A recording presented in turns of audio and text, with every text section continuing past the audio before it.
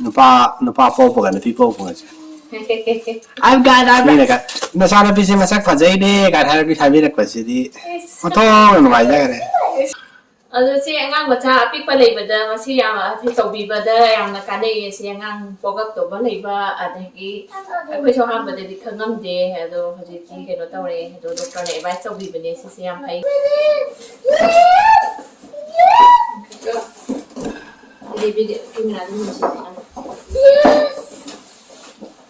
Hello everyone. Haru, Rian Haru. No, ado kuto. Ngasi di video macam mo puraga luxury ngasi koi memory oina ba video macam sa dum semaga thamjabni ngasi ki video sidi Thaja gi Chishunita na give one period e do gi gift si ngasi unboxing tawjage aduga kaino taw moi sida koi gi makhada floor da thara ko laga ngasi nakang thamba degi tummy time kai ki to hanba do tummy time ase ko so hamba dadi Kana kaino tawramti hedi kariyan gi dadi mo kai sidadi tummy time sam important when along na ye doctor no swam advice obi tummy time si taw so phai ado koi muscle gumba neck ki degi body strength degi muscle development yam na oiba ado doctor na dum advice obi si koi gi po ko hingle mitegi taw obudi dum yarab jani ado hamadi yam pakhalame ado hojikti ke sumri khalatre do moi si wadi khara wai ado hojikti moi hai si every day organ no mada pung 30 minutes ukti taw hai do ai ka su doctor ne advice to bi hamadi yam kirame ado hojikti ado khara di to halle ya ka toina di ai so do ma wa ba da mo waram ga ni na kui na di to handre khara di to halle ado hoje unboxing to ge gift se Edi si kusi edi si I'm excited by edi na ma kusi na tene ngai le ye and mai tabi time da was ngai nu mai lak na da na yam ngai Hello my iPad there. Open tawra se edi na open taw hai ga da so kai no scissor pro se so te na pin ya next taw gira tawre okay I don't like it. Thing by scissor, my hand seems to be cut. edi sai la I think. Now you open. ado box so han thanga lom ba da oh okay sonda ngako si ngako sila sonda si ki solo je se sonda kan jo ko Mom, get ready. Yeah. We're starting this. sila hango ka dam ne di sai puslo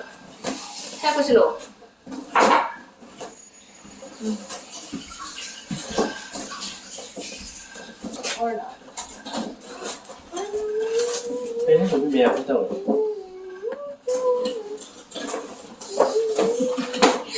Ya, biar tahu tu sesuatu itu.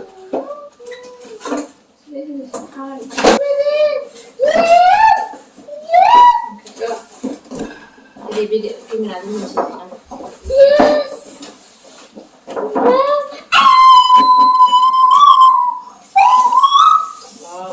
okay Can you get this stuff?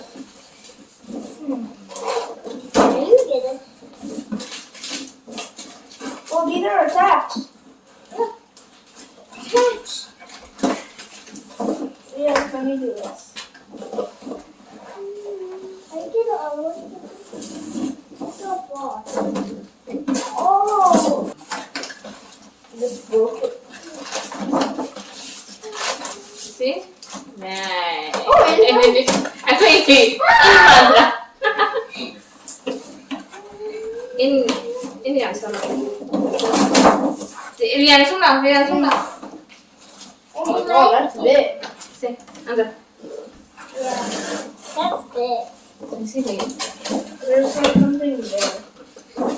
Ya. Hey, that's for baby. Get out. That's. Ya. Oh my god, this guy's crazy. This guy already tested it out. This guy's crazy. 다다리 아니야 어떻게 되죠? With a dragon. 다다리. Mirror is your I know. She hang up here. She can do your thing. 다다리 아니야 어떻게 되죠? You. She hang up here. Hang it. I don't know how to hang this. Yeah, you were doing correctly, yeah. She. You did Like the correctly. Turn, twist. No, not like that. Yeah, twist it. And the first one, yeah, let it go one side, okay? I need this to hold. I need this. My boy is one party yesterday. Yeah, we gotta go After there. 2 months then. I got it. I got it. Can I open this? Where's the scissors? I need it.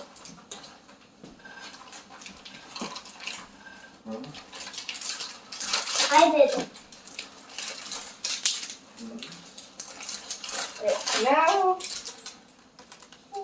Hello, baby. Rian yadra ba? Yadra. Yadra. I'll do it. This doesn't even work. We need to put battery into this. Battery? Yeah. It doesn't have battery. Okay. Okay. Tami tayo dah halas ra. Yeah. Ha And there's Jabi. also a little pillow. Pillow dan support ang laban. Baby, tami tayo dah halas ka. Anda. I'm tired. Okay. I'm tired. Oh. Wait, tami tayo si Sumay. Rian, thoro. Oh, she's looking at the mirror. She's looking. Ito halas mo Rian. Kada di siya. Yeah, I want to go Where there are you, too. baby? Wala ka. I also want. Yeah, no, it's not my turn. Rian, thoro la. Baby, tami tayo ito halas. Can I? Bring it. Say, ha Jabi. She's not even doing. Tami tayo si Sumay tao hay. Si tao ra ka. Si two. Si 1, 2, 3. Yes. Ito may kusis may na. Si. Baby lang na rosom da. More Huggy's coming. Thaja, go up. Oh! Hi, Thaja. Ada mo isi support or siya. Support mo ko Kita. Rian rosom da. Kali gino si ham tuna. Si mo ay siya ngak si. Sumay na ko da ano to. Yang khat pa labor ko pa my body movement. Maro lo le den tanggalin. Kali no ma, sino ay ham tuna ingon da exercise bisela kali gino. Because we want you to be strong. Si mo is muscle development and the body kay mo siya ang strength oil na yang pai hai ba si si. Up. No. Ada ba tu na si. Yeah. Kepe. Yeah. Like si sancha ba ko pa yang. Yeah, this pillow. Nang na biya edi. Hi, baby. Simi boy chale kale ko. Noi up lai chat vi la boy chale kale ko ji. Thaja, go up. I'll make you with this. Edi edu piro uro eh. Ma anum lang na biyo. Tinasi sumay support or siya. As baby. Yeah. Nakabata sumay support or biyo siya. Hi.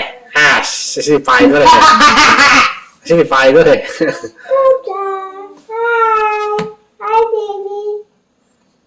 Sisi paiด้วย Hi, baby. Sumay na. Ha Jabi. Thaja. Sisi paiด้วย Chicken. เฮ้ยThaja Hey! Thaja! Ding ding ding ding ding ding ding. Mà gì nghe đó người làm mèo gì đó. Ding ding ding ding ding. ไปกี่ตัวเองก็ให้สิเนี่ย Ding ding ding ding. มาอีไฟแล้วก็เลยก่อน We never got to. À lúc này thằng bố của ta sẽ sẽ bắt máy đầu phải. À thì มันเลยนะ lâu khách bị xin là sẽ lấy là mà sẽ. À lúc này thằng bố sẽ ăn ngang được em phải sẽ ăn ngang một cha này mà phải đầu bị cái số cái gì. À có chú ham bữa thì em phải khát là mấy xí. Xí. À số máy là lâu khách bị xin là số máy là máy một con số máy đầu bị ra cả. À mà cái ta nào mà chip tụi nó nào mà đâu. À thì đấy là số máy là Han lấy thua con Hi, give Thaja. How are you today? ngay của ai thầm cái position cho ai hay hậu trời mà mang đó ngay chỉ số máy Han là luôn là thầm đi được cả đó cái chép vào đó là căn gì ok xong đây thằng để xong thằng để được số máy là tàu là cái chép pi vậy số máy là She's gonna hit this. số máy Han à tàu là cái số máy sẽ tốt pi vậy số máy tàu hay rồi cô doctor nè cái nó tàu bị cái này xí Hi. ok tụi mày mà ngay làm thằng Thì này úp. Tao là tí mà chặt pi là cái hay đấy mày. Look at it, it's very colorful. aha mà đi cái nó tàu là mấy mà số cái ngang mà ngay sẽ thằng gặp con ngầm được cái nãy cái nằm được cái nó tàu lên là mấy đâu chỉ mai ăn nè cái nó tàu là Nhảy nhảy. Quá rồi bạn. Quá rồi. yes quá rồi bạn Si, cái tàu chỉ biết mà đang khát thun giàu rồi. rồi chị ngang bữa cha pick vào lấy bữa đó mà chị mà thì tàu bị bữa đó em là cái này chị ngang bỏ các tàu vào lấy và ở đây cái bây giờ ham bữa thì không ngâm đi rồi chị cái nó tàu này rồi doctor này bài tàu bị bữa này chị em thấy Khát thun giàu đấy nào.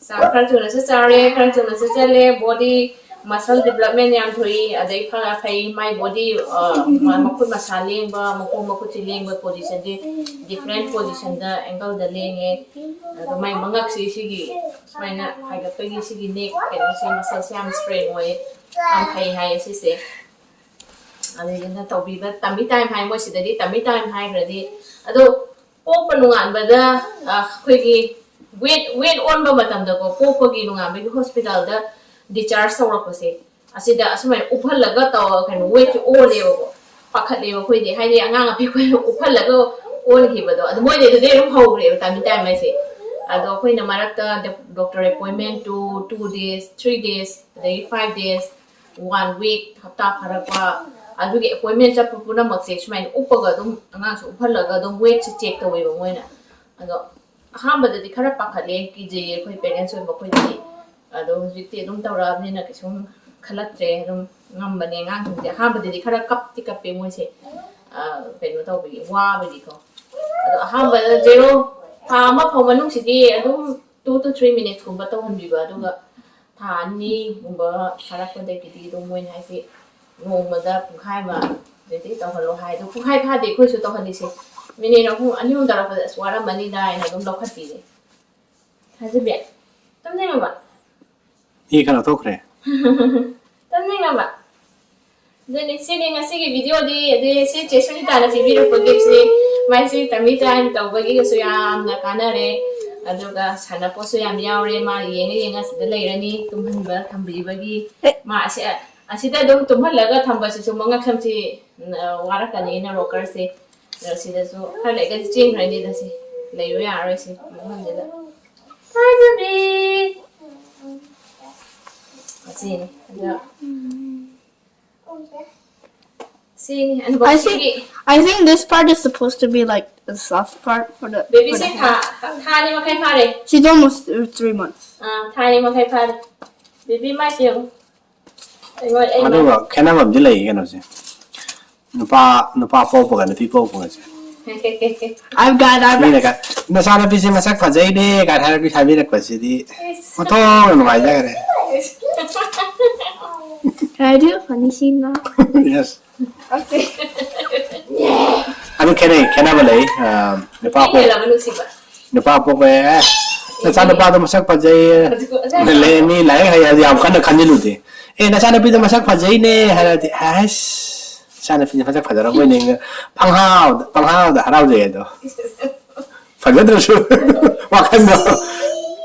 Dialogue tu fazare. Masih. Kayak nasi tahu hai dah. Koi, aku yang ada kode, aku ada budi cakap mana ko, aduh, angang macam bagi. Nupa po ko sin mama khara chane hai, nupi po ko sin mama khara chane hai. Aduh, isa nupa ni si budi hoi, aduh kum khara di chane itu. Nupi si kan dia mama ka chane tu ba. Chane ri dribra, thazbe. Tu nong kan jadi thazasi. Sung nong kita. Hey. no Halle. Hi. Thaja bi. Nok tre. Yeah. What is that? Wow. Wangan nga ba? Wangan nga ba? Yeah.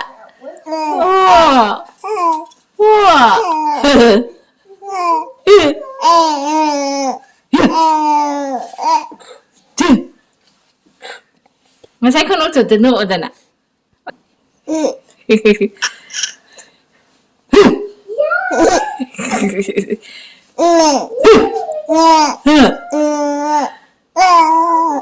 Wang nung ba? Ma kaya no haraore de si tawre hikap si tawre. So kasi video this is ni memory na ba. Chesunita, thank you very much. Chesunita katanate, Chesunita family yang gig revan. Thank you very much. Echagi gipsi am channel ma haji stage siga mata mita yam tawdore sida tumhan bi mana chak thon kan tumhan thambaya le sida makada. And play. Ma sara poso miaure. So siam kane ngam sa khoi chuo yak pakalame do sito bibam kane ngam sa le bo makai tha na ri kan bi ne sigi pochi pamitan siam kane to biba phayan na do passenger ke ngasi gidi matang sai da kidi memory gi video si nam hore do machama edi nang kai hene hai do do Like and subscribe and comment and share the video. bye si Thaja bye down je Thaja ma kon basa sina bye bye Thaja si hikap yam tawre wa ma